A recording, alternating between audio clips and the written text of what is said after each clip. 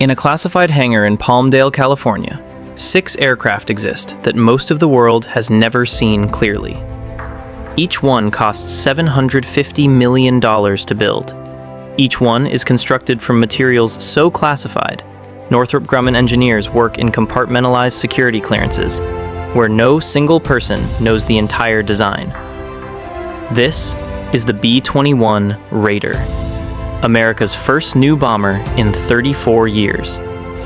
It replaces the B-1B Lancer. It replaces the B-2 Spirit. And eventually, it replaces the B-52, a bomber older than most of its own pilots. But here is what nobody explains.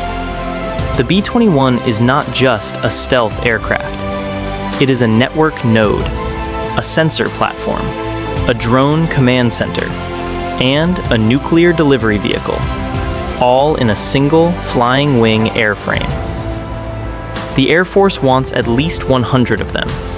At $750 million each, that is $75 billion worth of aircraft, designed to penetrate the most advanced air defenses ever built and return home without being detected.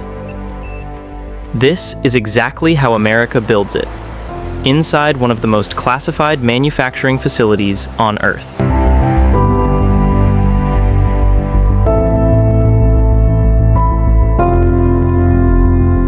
The B-2 is our benchmark. We built 21 of them over 14 years. The B-21 program was designed to build 100 over 10 years. Welcome to our channel, Full Scale Manufacturing. Today, we'll see the manufacturing of the B-21 Raider. Before a single panel is shaped, before a single weld is made, the material itself has to be engineered. Raw carbon fiber composite arrives at Air Force Plant 42 in sheets measuring 4 meters by 2 meters.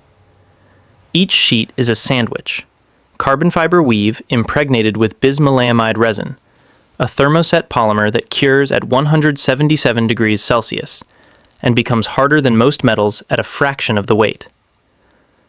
The CNC cutters that shape these sheets operate at tolerances of 0.005 inches. That is thinner than a human hair. At 800 inches per minute, the cutter traces the exact geometry of every panel: wing skins, fuselage sections, control surface fairings, each one shaped to within a fraction of a millimeter of its design specification. Because on a stealth aircraft, surface accuracy is radar accuracy. A 1 millimeter deviation in panel shape shifts the aircraft's radar return by 300%. The margin for error on this aircraft is effectively 0. Once the panels are cut, the titanium skeleton arrives. Raw titanium, grade 5 aerospace alloy, strong enough to survive the stress loads of 9G combat maneuvers, but completely vulnerable to radar. Radar bounces off raw titanium like light off a mirror, so the automated arms begin applying radar-absorbent material, RAM coating, in layers measured in micrometers, onto every surface of the titanium frame before structural assembly begins. Each layer must be applied at precisely 68 degrees Fahrenheit. Too cold, the material microcracks on application. Too hot, it loses 40% of its radar absorption capability. The process takes 72 hours per aircraft section. It cannot be rushed. It cannot be skipped. Then the laser welders take over. Industrial systems operating at 10,000 degrees Celsius, fusing titanium structural ribs to tolerances of 0.003 inches. A standard commercial aircraft uses 40,000 rivets to hold its structure together. The B-21 uses almost none. Every rivet hole is a radar reflection point. Every fastener creates a seam. Every seam creates a signature. So Northrop Grumman replaced rivets with laser-welded titanium bonds, invisible to radar, stronger than anything bolted. But there is a consequence nobody advertises. Laser-welded titanium cannot be disassembled. If a structural rib is welded 0.003 inches off specification, the entire section is scrapped. At $4.2 million per fuselage section, there is no margin for a second attempt.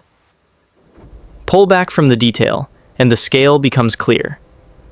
The B-21 assembly floor covers 1.1 million square feet.